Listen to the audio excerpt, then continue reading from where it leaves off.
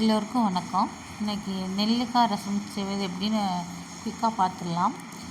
குக்கரில் 1/4 கப் பாசிப்பருப்பு, 6 நெல்லிக்காய், 2 பழுத்த தக்காளி, 2 வெள்ளை பூண்டு பல், கொஞ்சம் பெருங்காயம் சேர்த்து நான் வேக வச்சுருக்கேன். அப்புறம் மிக்ஸி ஜாரில் மிளகு, சீரகம், வெள்ளைப்பூண்டு, ஒரு பச்சை மிளகாய், ஒரு துண்டு இஞ்சி, ஒரு நெல்லிக்காய், கொஞ்சோண்டு கருவேப்பிலை இதெல்லாம் போட்டு அரைச்சி எடுத்துக்கலாம். பேஸ்ட்டாக அரைக்கக்கூடாது, கோரஸாக குறப்பாக தான் அரைக்கணும். அப்போ தான் ரசம் நல்லாயிருக்கும். பேஸ்ட்டாக இருந்தால் கொல்லன்னு ஆகிடும்.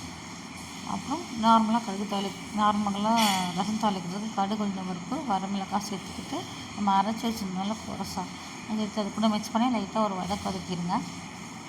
இது கூட இன்னொரு டைமும் நான் பெருங்காயம் சேர்க்கலாம்.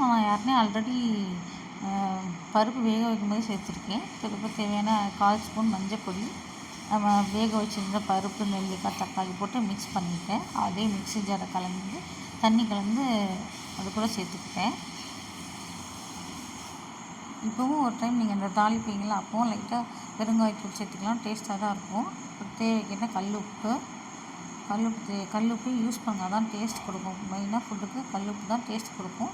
பொரியலுக்கு யூஸ் பண்ண முடியாத பட்சத்தில் கல்லுப்பே நீங்கள் மிக்ஸியில் வீட்டில் திரிச்சு வச்சுக்கோங்க. அது இன்னும் கொஞ்சம் ஹெல்தி. பவுடர் சால்ட் நம்ம வாங்குறத விட கல்லுப்பை பவுடர் சால்ட்டாக திரிச்சு வச்சுக்கிறது நல்லது. பொதுவாக அடிக்கடி புளி ரசம் சேர்க்காமல் இந்த மாதிரி அப்பப்போ நெல்லிக்காய் ரசம் சேர்த்துக்கிட்டிங்கன்னா ரொம்ப ஹெல்தி. நெல்லிக்காயோட பெனிஃபிட் எல்லாருக்குமே தெரியும். ரசம் மெயினான விஷயம், ரசத்தில் கொதிக்க விட்டுறக்கூடாது. நுர கூடி கொதிக்க ஸ்டார்ட் பண்ணும்போதே மல்லித்தலை தூவி இறக்கிடுங்க. டேஸ்டியான எம்மியான ரசம் ரெடி.